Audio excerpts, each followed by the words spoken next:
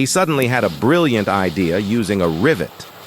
Yes, the same rivet normally used to fasten metal sheets together.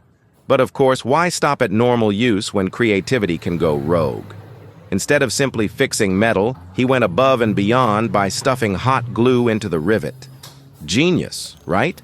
Because nothing screams professional engineering like mixing construction hardware with craft supplies. And the result? Apparently, a perfect tool is born out of this unholy alliance.